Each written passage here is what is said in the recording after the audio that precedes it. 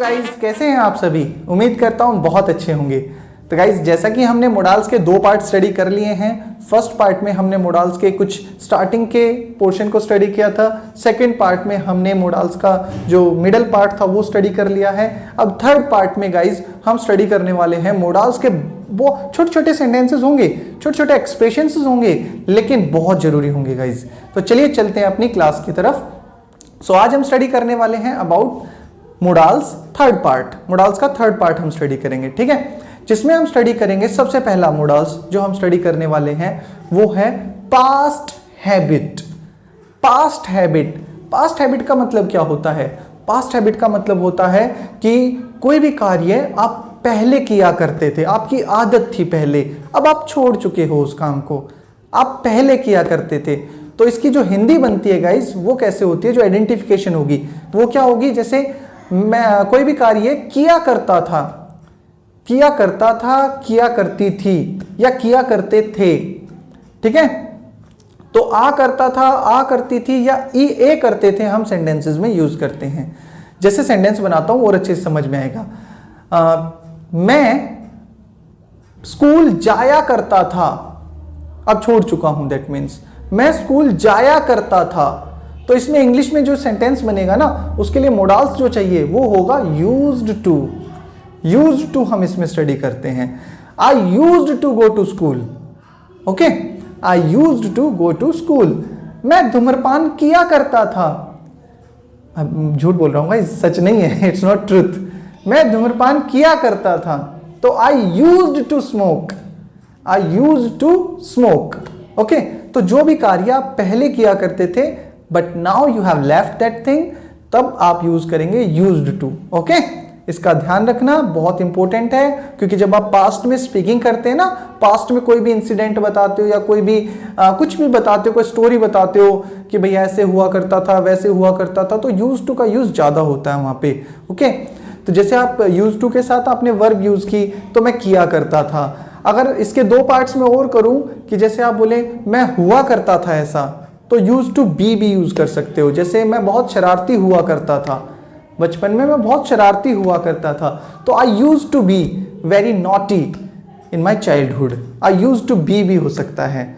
और दूसरे पार्ट में आई यूज टू हैव, मेरे पास हुआ करता था। जैसे आप कहते हो मेरे पास बहुत सारे खिलौने हुआ करते थे, बहुत पहले की बात बता रहे हैं गाइस हम इसमें।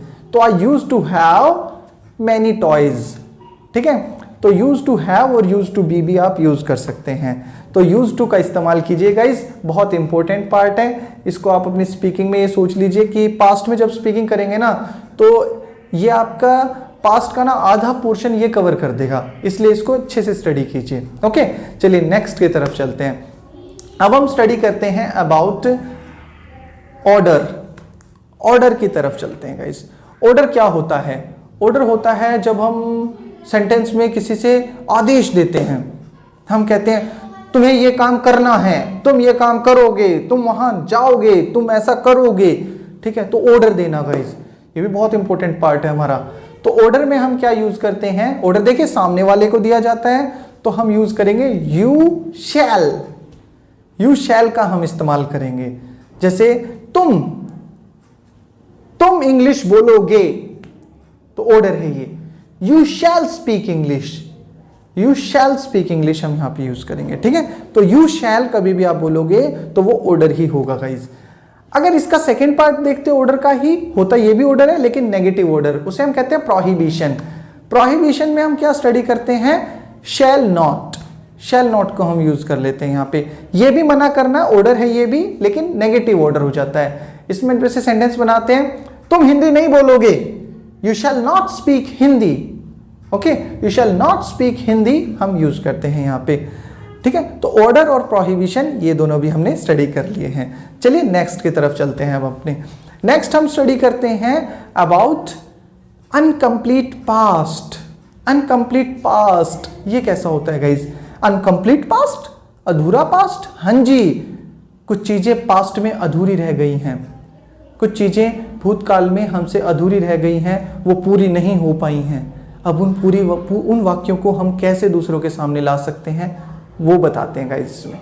तो आज हम स्टडी करते हैं अनकंप्लीट पास्ट। अनकंप्लीट पास्ट में हम स्टडी करेंगे कुड नॉट। कुड नॉट का मीनिंग क्या होता है?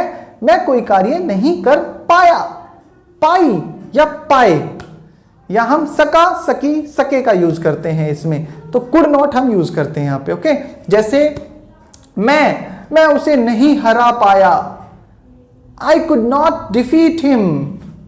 मैं अंग्रेजी नहीं सीख पाया, I could not learn English. तो कुड नॉट का यूज हम यहां पे करते हैं गाइज। ओके, तो कुड नॉट मीन्स जब कोई कार्य मैं नहीं कर पाया, मैं करना चाहता था but I couldn't, I wanted but I couldn't, we use this. जैसे एक छोटा सा एक एग्जाम्पल देता हूं मैं आपको।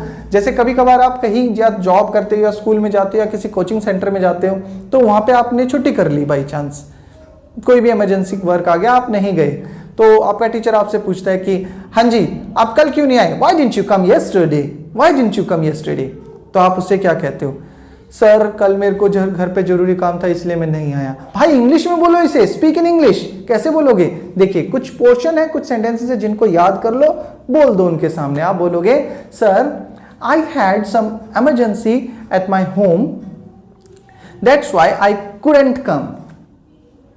आई कुडंट कम का यूज वहां पे कर दीजिए, मैं नहीं आ पाया। या बोले sir I had to go somewhere with my family, that's why I couldn't come. Couldn't come use हो गया वहां पे, कुड नॉट की शॉर्ट फॉर्म है गाइस कुडंट। ओके, या आप बोल दीजिए sir I had fever, that's why I couldn't come sir. I had fever, that's why I couldn't come sir. तो कुडंट का यूज ज्यादा होता है गाइस ऐसे केसेस में जहां पे आप कुछ करना तो चाहते थे बट अनफॉर्चुनेटली नहीं कर पाए, so we use could not over there. Hope you have understood. Okay, चलिए चलते हैं अपने नेक्स्ट पार्ट।